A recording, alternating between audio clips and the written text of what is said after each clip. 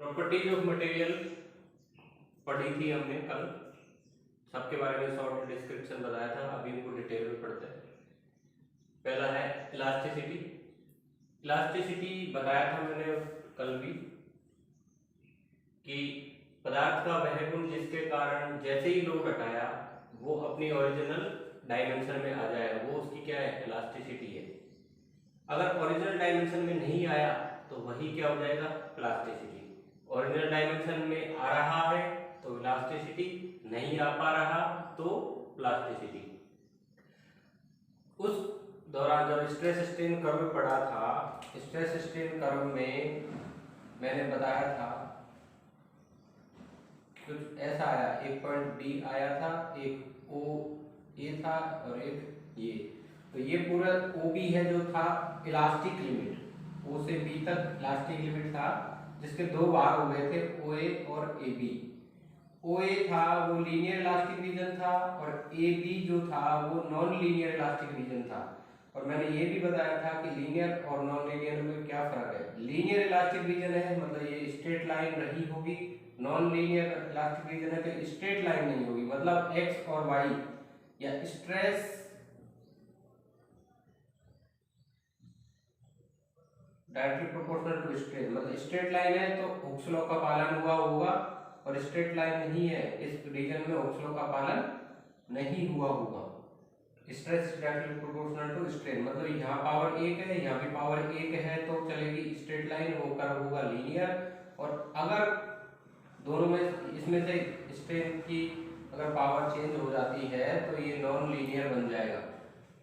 एक एक पावर है तब तक तो लीनियर है, जैसे ही पावर चेंज हो जाएगी तो नॉन लीनियर हो जाएगा। ये स्ट्रेट लाइन नहीं रहेगी, पैराबोलिक या जो भी कुछ होगा, पर स्ट्रेट नहीं हो सकता। तो स्ट्रेट लाइन नहीं है तो उसे हमने बोलेंगे नॉन लीनियर इलास्टिक रीजन, और स्ट्रेट लाइन है तो वो हमारा हो जाएगा लीनियर इलास्टिक रीजन। तो इसी तरह से मैंने दो में तोड़ दिया इसे। ये पोर्शन दिखा रहा हूं मैं लीनियर इलास्टिक के लिए, मतलब ये स्ट्रेट लाइन है।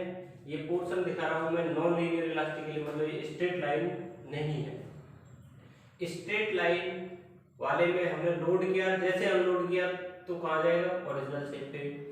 सेम इसमें भी जैसे लोड किया और लोड करने के बाद जैसे हमने फिर से अनलोड कर दिया तो वो भी वो आप वापस से अपनी कौन सी शेप कर रहा है, ओरिजिनल शेप पे आ रहा है। तो ये लीनियर इलास्टिक मटेरियल के लिए है और ये नॉन लीनियर इलास्टिक मटेरियल के लिए।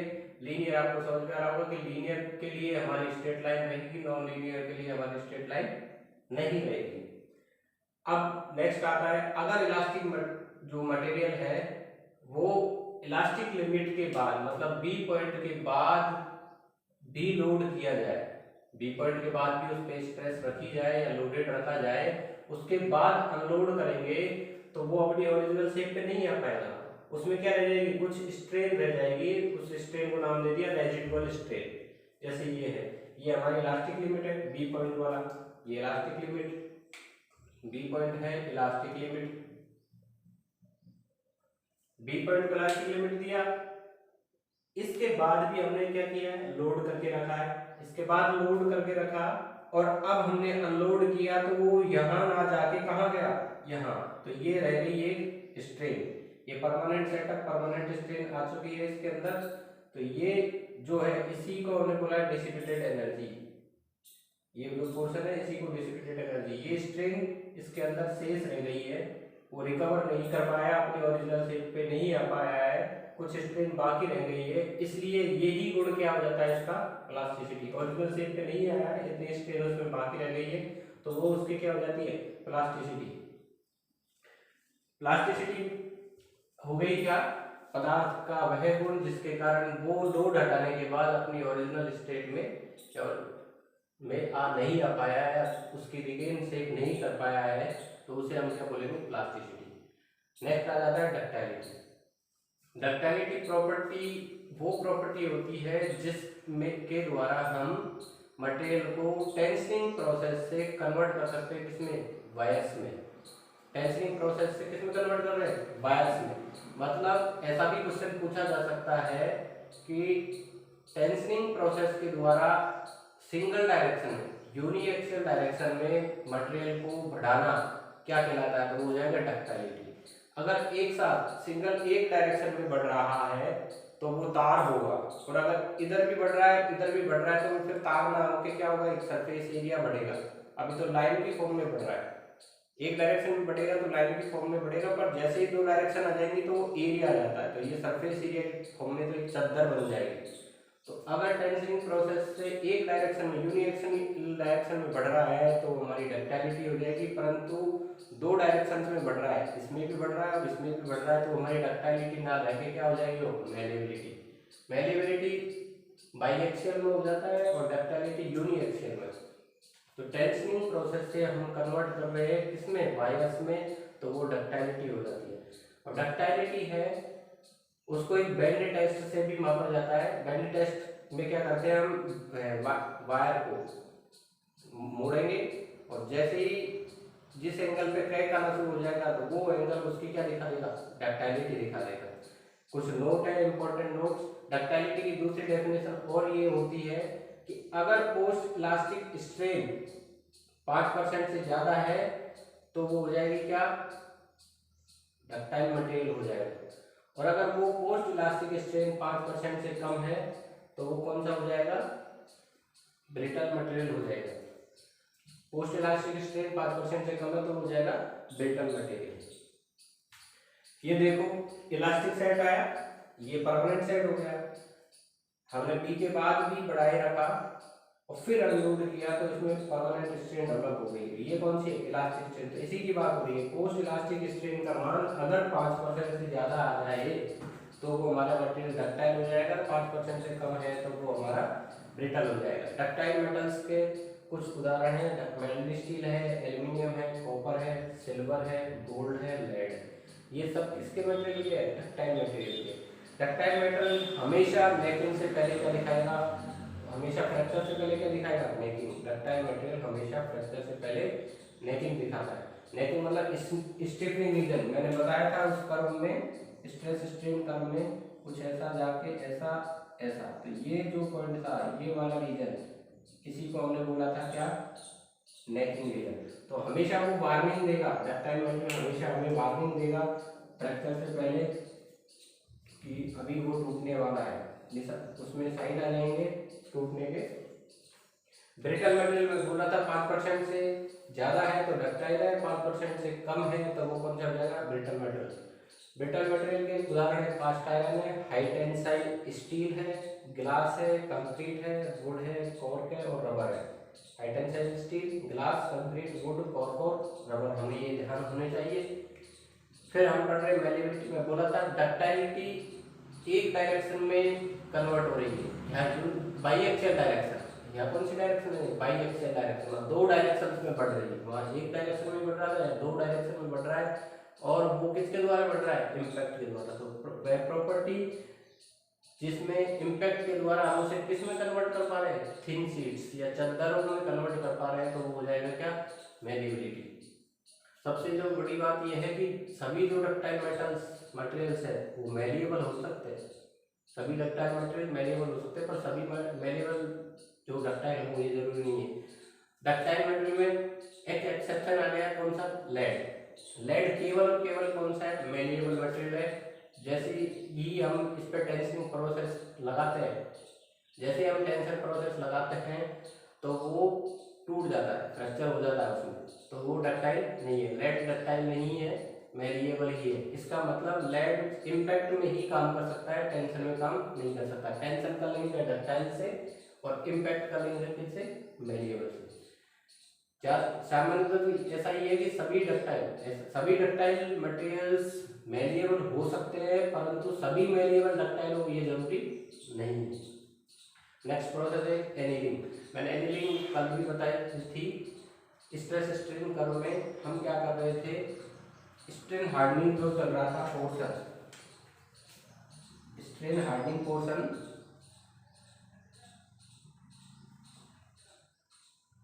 इस दौरान क्या होता है, डक्टाइलिटी घटनी शुरू हो जाती है। यहाँ तो डक्टाइलिटी है और यहाँ के बाद जैसे प्लास्टिक डिफॉर्मेशन सेटअप हुआ उसके बाद में क्या हो जाता है, डक्टाइलिटी रिड्यूस होना शुरू हो जाती है, हार्डनेस बढ़ना शुरू हो जाती है, हार्डनेस बढ़ना शुरू हो जाती है। और उसकी डक्टिलिटी रिड्यूस होना शुरू हो जाती है। तो इस दौरान हम अगर डक्टिलिटी को वापस से रिस्टोर करना चाहते हैं तो उसके लिए जो प्रोसेस है वो हमारी है क्या, एनेलिंग। एनेलिंग एक ऐसी प्रोसेस है जिससे हम डक्टिलिटी और मैलिएबिलिटी को वापस से रिस्टोर करते हैं। और क्या होता है एनेलिंग में, हम एनेलिंग में क्या करते हैं, हीट करते हैं, हीट करने के बाद स्ट्रेच करते हैं, फिर उसे कोल्ड करते हैं, कूलिंग कर देते हैं। तो क्या हो जाती है, उससे हमारी डक्टिलिटी और मैलिएबिलिटी वापस से रिस्टोर हो जाती है। हार्डनेस, हार्डनेस पदार्थ का वो गुण है जिसके कारण वो स्क्रैच और एब्रेशन का क्या कर सके, रेजिस्टेंस, स्क्रैच और एब्रेशन को रेजिस्टेंस प्रदान कर सके, वो गुण कहलाता है इसका हार्डनेस या कठोरता। सरफेस हार्डनेस को हम नॉन डिस्ट्रक्शन इंडेक्शन टेस्ट से मेजर करते हैं। अगर पदार्थ की यील्ड स्ट्रेंथ या यील्ड स्ट्रेस ज्यादा है तो उसकी हार्डनेस भी क्या होगी, ज्यादा होगी। पदार्थ की यील्ड स्ट्रेस या यील्ड स्ट्रेंथ ज्यादा है तो उसकी हार्डनेस भी क्या होगी। एक वर्ड है टेनेसिटी, टेनेसिटी ये फ्रैक्चर का रजिस्ट करता है, ये फ्रैक्चर को रजिस्ट करेगा। टेनेसिटी वो गुण है जिसके कारण क्या, किसको रजिस्ट किया जा रहा है, फ्रैक्चर को रजिस्ट किया जा रहा है। टेंसाइल लोड हमने लगातार लगाया हुआ है, एक टाइम ऐसा आया कि वो जैसे स्ट्रेन हार्डनिंग आई उसके बाद स्ट्रेन सॉफ्टनिंग आई और सॉफ्टनिंग के बाद उसमें आ जाता है क्या, फ्रैक्चर। तो उस फ्रैक्चर को रोकने की गुण या रोकने की योग्यता ही क्या कहलाती है, प्रॉपर्टी है क्रीप, सरपन। क्रीप कांस्टेंट लोडिंग के कारण डिफॉर्मेशन है, कांस्टेंट लोडिंग के कारण जो डिफॉर्मेशन हो रहा है वो है क्रीप। क्रीप है उसकी 3 स्टेज है, प्राइमरी, सेकेंडरी और टर्सरी। 3 स्टेज है। जिस प्राइमरी क्रीप है उसका नाम है ट्रांजिएंट क्रीप, सेकेंडरी क्रीप है उसका दूसरा नाम स्टेडी स्टेट क्रीप और टर्सरी क्रीप है उसका नाम है प्रोग्रेसिव क्रीप। प्राइमरी क्रीप के दौरान जैसे जैसे टाइम बढ़ता है क्रीप डिफॉर्मेशन जो रेट है वो क्या होती है, घटती है। सेकेंडरी क्रीप नाम है उसका स्टेडी स्टेट क्रीप, तो उसमें क्या कांस्टेंट रहता है क्रीप डिफॉर्मेशन रेट है। और टर्सरी में क्या होगा, तेजी से बढ़ती है, उसी के बारे में हम पढ़ रहे हैं क्या होती है क्रीप। क्रीप कांस्टेंट लोडिंग के कारण समय के साथ जो प्लास्टिक स्ट्रेन जो डेवलप हो रही थी उसमें जो वृद्धि होती है उसे हम बोलते हैं क्रीप। क्रीप है जो डेड लोड और परमानेंट लोड के कारण ही उत्पन्न होती है। डेड लोड या परमानेंट लोड डायनेमिक लोड की वजह से नहीं होती है, स्टैटिक लोड की वजह से ही क्रीप स्ट्रेन डेवलप होगी, डायनेमिक लोड की वजह से नहीं होती है। जो लोड स्थिर है उसी की वजह से क्रीप स्ट्रेन डेवलप होती है, डायनेमिक चल लोड की वजह से ये नहीं होती, अचल लोड की वजह से ही क्रीप स्ट्रेन डेवलप होती है। डेफिनेशन है property by which material undergoes additional deformation over and above applied load with passage of time under sustained loading with in elastic limit. पदार्थ का वह गुण जिसके कारण उसमें डिफॉर्मेशन आए, किसकी वजह से, अप्लाइड लोड के से ऊपर लोड की वजह से टाइम के साथ जो भी डिफॉर्मेशन आ रहा है उसे हम क्या बोल देंगे, क्रीप बोल देंगे। मेनली जो है क्रीप नॉर्मल वे में कांस्टेंट लोडिंग की वजह से जो डिफॉर्मेशन आया उसे बोल रहे हैं हम क्रीप। जैसे एक कोई बिल्डिंग स्ट्रक्चर है, उसकी जो रूफ है उसकी लोड कैपेसिटी समय के साथ धीरे धीरे क्या होती जाती है, कम होती जाती है, क्योंकि उसका जो खुद का सेल्फ वेट है, उसका खुद का सेल्फ वेट है, उसकी वजह से वो खुद का सेल्फ वेट कैसा हो गया, डेड लोड हो गया है, स्टैटिक लोड ही हो गया है। इसलिए क्या हो जाता है उसमें समय के साथ धीरे धीरे उसमें क्या डिफॉर्मेशन बढ़ते जाते हैं। तो एक टाइम ऐसा आता है कि स्ट्रक्चर की लोड कैरिंग कैपेसिटी क्या हो जाती है, डाउन हो जाती है।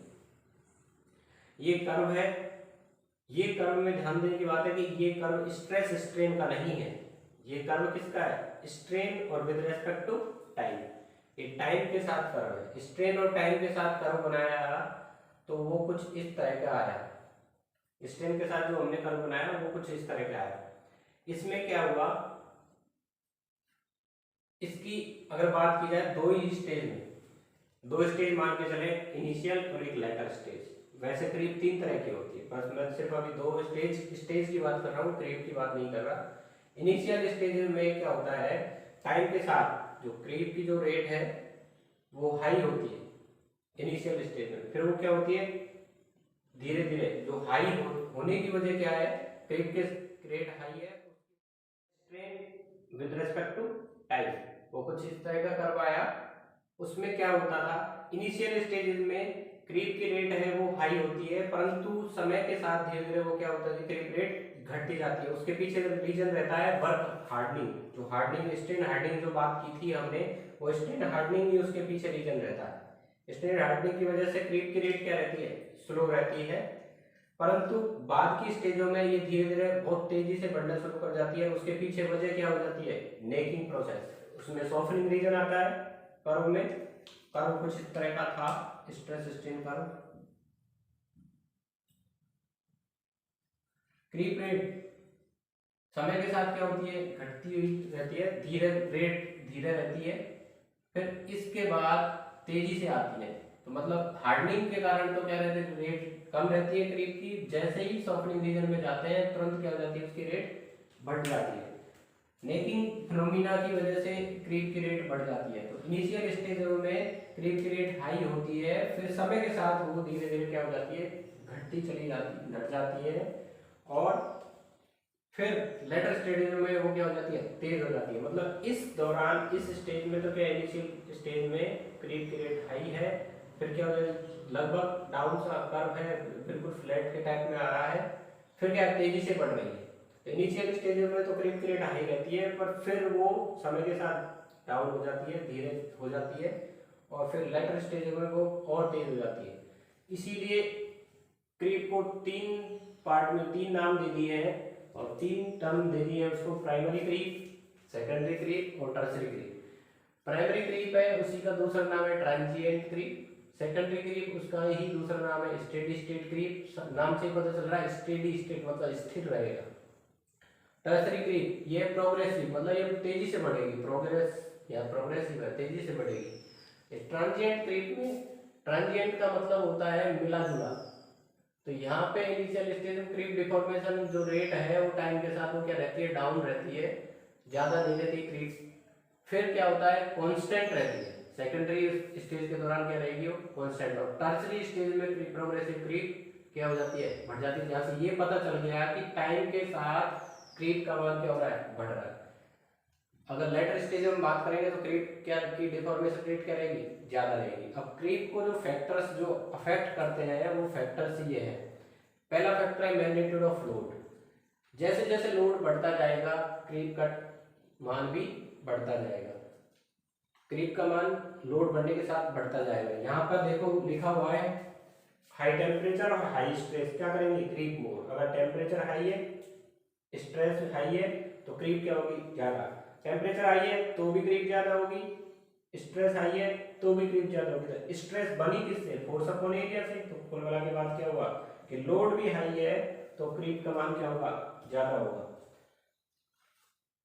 लोड का मान ज्यादा होना मतलब क्रीप का मान भी ज्यादा होगा। टाइप ऑफ लोड, अब दो तरह के लोड आ गए, स्टैटिक और डायनेमिक। क्रीप आएगी किसकी वजह से, स्टैटिक की वजह से। डायनेमिक की वजह से क्रीप नहीं आती है। स्टैटिक लोड की वजह से क्या आती है, क्रीप आती है। स्टैटिक मतलब वही डेड लोड या परमानेंट लोड। टाइम या एज, टाइम के साथ भी क्या होगा, क्रीप बढ़ेगा। मैं प्रोग्रेसिव क्रीप दी है, लास्ट वाली जो स्टेज है उसमें क्या तेजी से बढ़ती है। अगर पाँच जो कंस्ट्रक्शन हुआ, बिल्डिंग कंस्ट्रक्शन हुआ, उसके 5 साल बाद बात करते हैं, एक उसके 10 साल बाद बात करेंगे, तो 5 साल की जो क्रीप है वो कम रहेगी, 10 साल वाली क्रीप ज्यादा रहेगी। तो एज ऑफ लोडिंग, क्योंकि लोडिंग की क्या हो रही है, एज बढ़ती जा रही है, इस वजह से क्या हो रहा है, क्रीप का मान भी बढ़ता जा रहा है।